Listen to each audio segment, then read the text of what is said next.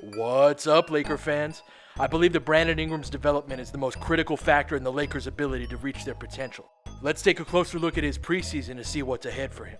But first, SeatGeek is an app that aggregates tickets from all over the web, making buying simple. They put a 1 to 100 score on every ticket so you know if you're getting a good deal or a bad one, and they let you see the view from your seats before you buy. Click on the Me tab and enter the promo code LFR to save $20 off of your first order. You can download the app by clicking the link below the video. By supporting SeatGeek, you're supporting my content too, so please use them when you got tickets to buy. If you want more thoughtful sports media, this is the best way to send that message.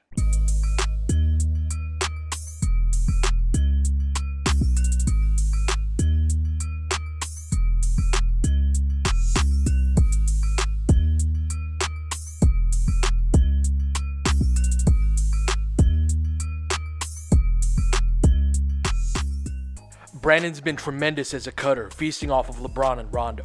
Him being able to cut into open space without the ball in his hands allows him to use his length without being the focus of the defense.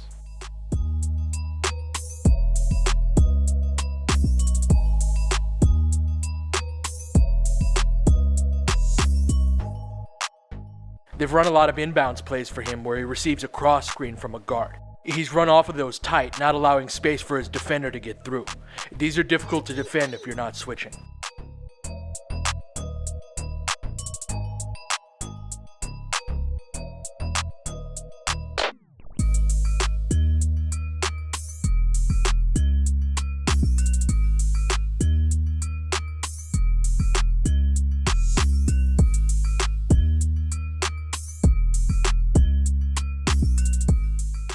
He drew a ton of off-ball fouls in the preseason as the league emphasized freedom of movement on cuts. He benefits from that more than any other Laker due to his ability and frequency as a cutter, and that was reflected in his incredibly high free throw rate. And he shot 80% from the line on those attempts. His form isn't that different than it was last year, but he's getting on his tiptoes at the same time his knees are locking and he's releasing the ball with the wrist flick up top. Everything's in sync.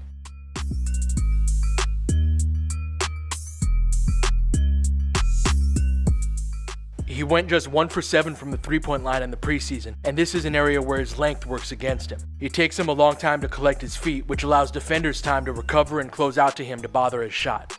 I'd like to see him incorporate a hop into his footwork rather than the 1-2 steps to increase his volume from distance. His true shooting percentage in first halves during preseason was just 49% when LeBron played, and 74.1% in the second half when LeBron didn't. His spot-up shooting will be critical to his fit alongside LeBron. Lastly, on the off-ball front, he's been excellent at filling the wing in transition, often leaking out ahead of the pack for an easy bucket.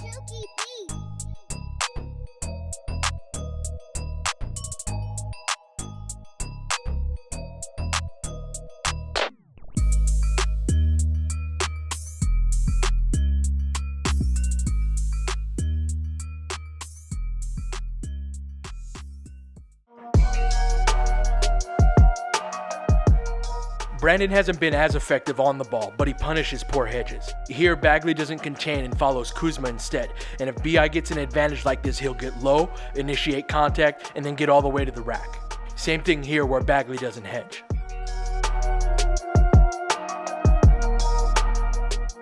He likes to snake pick and rolls when there is a hedge, which is when he goes around the screen in one direction and then back the other direction once he's around it. This one isn't exactly a snake, but it's a similar idea where BI beats the contain with a crossover. But he's missed a number of passing reads out of ball screens. He doesn't see Williams wide open here because he's facing the sideline after snaking the ball screen. Guards are taught to get their shoulders square to the rim as quickly as possible after coming off of a ball screen, in part so they can see open teammates. On this one, he takes one too many dribbles and misses the passing window, although it got deflected anyway. He predetermines his read on this one, thinking that Cauley-Stein is going to hedge, but he doesn't. Brandon should drive to the rack when this happens, as we saw in previous clips. He's missed a few reads outside of ball screen situations too.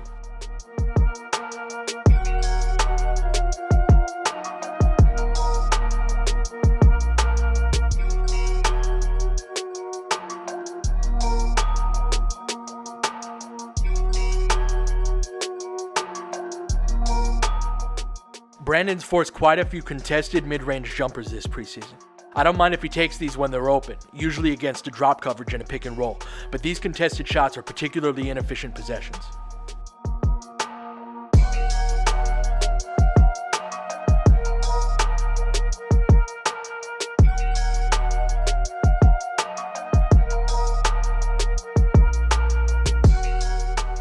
But he does have a knack for drawing shooting fouls on these. I'm curious to see if he's got the ability to get free throws out of these the way that guys like James Harden and Lou Williams do.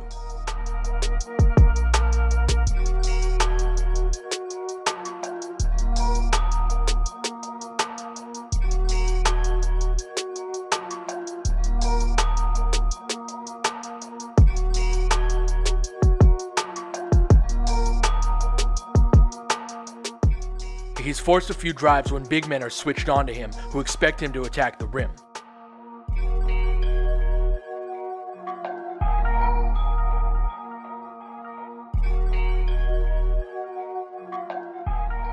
This step-back move that he used against Bagley is a great counter to that, and I hope to see more of those from him in those situations. And he chews up smaller players on switches.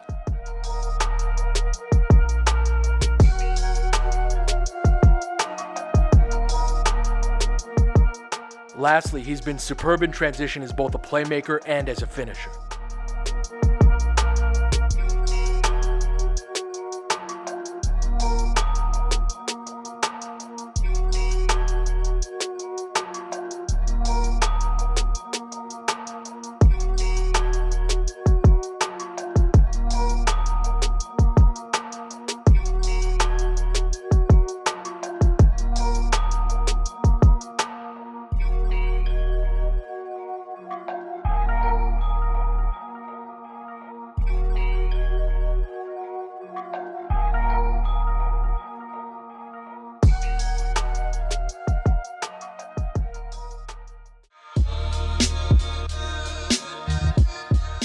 Brandon had an excellent preseason on the defensive end, which was highlighted by the increased frequency that he used his length.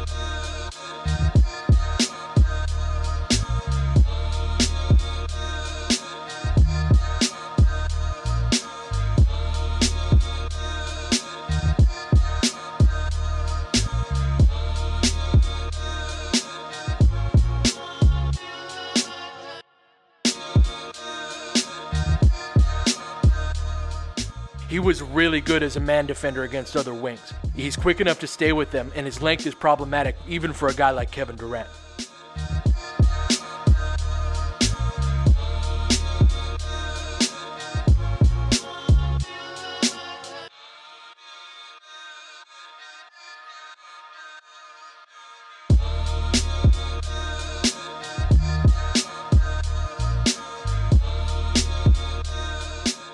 He had more difficulty when matched up with guards. He has such long legs that when quick, twitchy guys change direction, they can gain separation from him because it takes him longer to do that.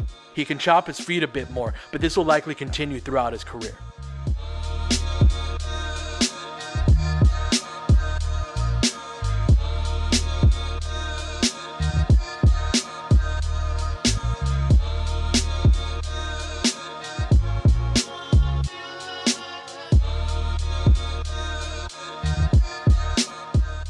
Brandon was an active help defender, sliding over from the weak side or stunting on dribble penetrators. He often helps one pass away, which is usually discouraged, but I also think his length allows him to be a little more aggressive with that than most guys, but he can give up open shots because of it.